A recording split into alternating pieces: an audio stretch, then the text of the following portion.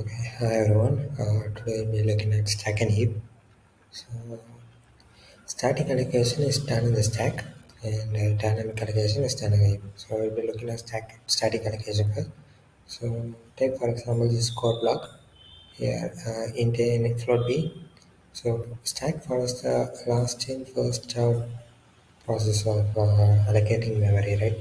So, whatever memory is allocated lastly, at last is deallocated first. So int A gets pushed in, int A occupies an amount of memory, then B gets pushed in, so now B is on top, right? So at the end of the code block, what happens is B gets popped out. So B is popped out, and now A is at the top, right? And next A gets popped out. So A also gets deallocated. Now the stack is empty. So this let's say in the functions, right? In the case of functions, let's say it's a function called function. Okay, so first this function gets pushed in. So the function takes up an amount of memory.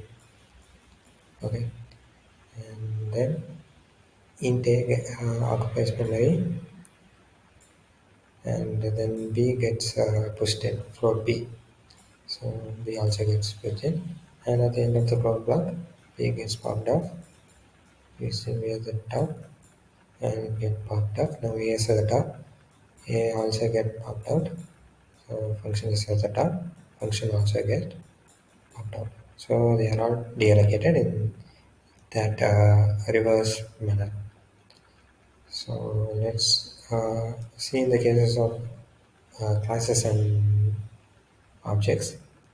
So in the cases of classes and object, what happens is when player one is when player one is the statement, player one calls the constructor and the constructor allocates memory. That is, uh, player one is allocated memory in the stack, right?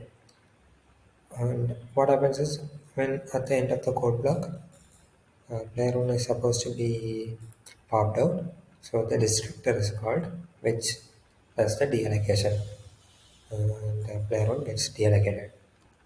This is static allocation takes place, and in dynamic allocation, the new keyword. So the new keyword, what it does, it allocates amount of memory in the heap, and it returns address of that memory to the pointer.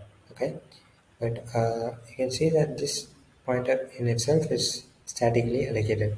So first this pointer is statically allocated. It gets pushed in. So star A, right?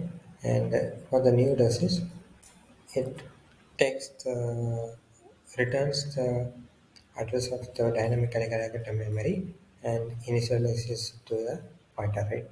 So using the pointer, now we are able to uh, operate on the memory in the heap.